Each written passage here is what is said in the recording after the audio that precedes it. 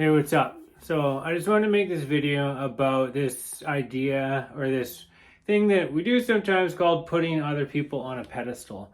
I mean, it's a funny practice. I know I've certainly done it myself, and it's something that's come up a number of times, and I've wanted to make a video about it, but didn't. And then, so here it is anyways, because it just keeps coming up. So it's a funny thing, doing that, because I think it's like, somehow, some way, sometimes we get these ideas in our head about who somebody is, because of the interactions that we've had with them, because of how, because of what we think that we know about them, how we perceive them. Sometimes we do this thing where we put a person on a pedestal, and I think that it's, at the end of the day, it's not a very healthy practice for a variety of reasons. And so one of them is, there's people that I know who people will say, oh, well, this person is really nice. This person doesn't have a mean bone in their body. But unless you really know that person and are sort of perceptive, and the thing is, if you don't spend a lot of time with a person, then there's a good chance that you don't really know them very well, and you don't always see, because when we're out in public and we're being social and stuff like that, people tend to put on their best face. We're more, you hopefully you don't have two faces, but some people are presentable when out in public. You're more polite. Some people are, anyways. I mean, I certainly strive to be polite all the time, but I mean, yeah, some people, they put on a more polite, more presentable, more approachable, more friendly, more kind face when they're out in public. But things can be a little bit different behind closed doors. And certainly once you've spent an amount of time with somebody behind closed doors, having in-depth conversations with, you kind of get to know each other, and those boundaries get pushed a little bit, and people say things, and like real characters shine through, certain beliefs that people have shine through, and certain attitudes come forth, and all of a sudden you start to see somebody in a bit of a different light, because you realize it's like, oh, it's not who you might have thought a person isn't necessarily who they are. There's people like this in my life that I know, some people that they put somebody on a pedestal and say, oh, well, this person is so nice. They never have anything mean to say. They're just on and on and on. They say things like that. And there's a few people that have those kinds of opinions about certain people. But in my own experience, I've heard that the person in question say very hurtful things to myself, really rude things that have like a sort of a spitefulness to them, and that can be very mean and hurtful, and just human. Not saying that there's something wrong with anybody, or it's not about judging another person, but the topic in question right now is about putting people on a pedestal, because and why it's unhealthy. I would say because if you do that, and then you find out that somebody isn't who you think they are, then how do you reconcile that? You might feel a bit let down when you find out that there's certain people in that some people might look up to, like say Bruce Lee. He's awesome for a variety of reasons. He was very seems to have been a very profound person. He was deep, he was into stuff, he was a master of his art, he was a great guy, but he also apparently had some things that he was working on, and it was challenging for some people, right? And you don't always see that because you just see the quotes that this person said, and you see the legacy that they left behind, and you don't ever want to, take away from that. But at the same time, it seems like it's important to not put this person on a pedestal that they don't belong on, because at the end of the day, we're all human and we're all learning things and we're all going through stuff, and we have, we're a mixed bag. It's not like, most people have not reached enlightenment. They're not this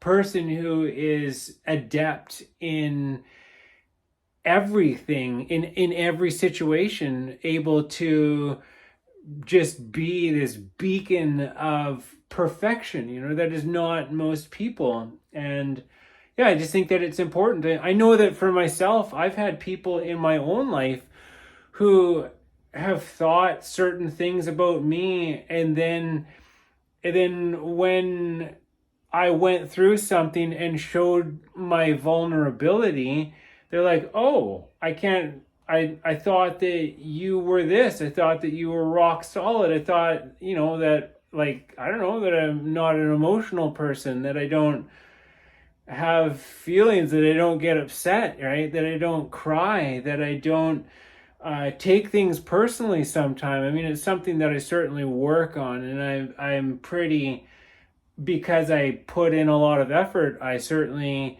make progress as far as not taking things personally and looking beyond behavior, not making it about myself, but, and so having compassion and stuff like that. But, it's certainly been a thing for myself, having experiences like that. And then also, on another side of it too, I've had people who have told me that they think that I put myself on a pedestal, like I am on a high horse, as it's said.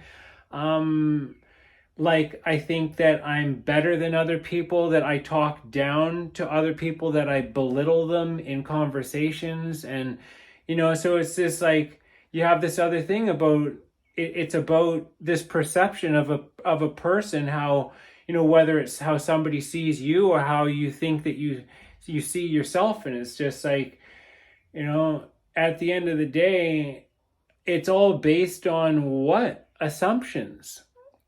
You assume that a person thinks that they're better than other people, or that they think that they're, or that they think that somebody else is less than them, or because really, when you think about it as a pedestal, that's what you're talking about, is levels. So you're talking about better than, less than.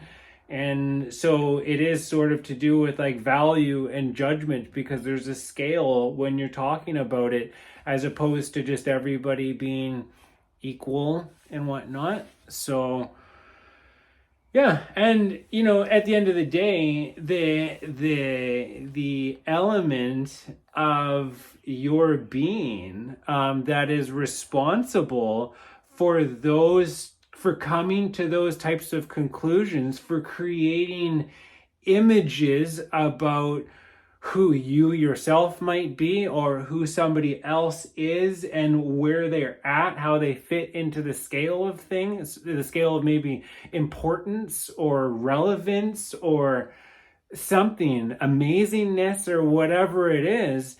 That aspect of who you are, of part of what you're made up of, is called the ego. I mean, it is just straight up, it is ego to the T, operating on that kind of a level. And I mean, it's not like I'm talking about like an element of your mind. There are certain elements of your mind, and that part is one. It's the part that thinks that it understands things, that thinks that it's got something figured out, that's observing and analyzing things and coming to conclusions and having an image or a depiction of what something is, because it's like it thinks that it's clever, and that if it gets it right, then it's ego boosting, right? It does, it's something, it fills,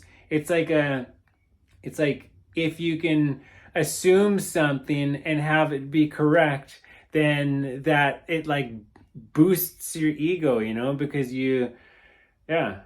And so, and I guess because it's to do with perception, right? So it's about having an accurate perception of what something is. And so, and of course, there is a way out of this. It is the way of the heart. And it's why, and it's not, you have to kind of take this stuff gently, because to overcome the ego is like the hardest thing that there is. I mean, it is basically the point of so many practices, spiritual practices, to transcend the ego, to learn about it, and so that because it is a part of who we are. It's not something that you get rid of.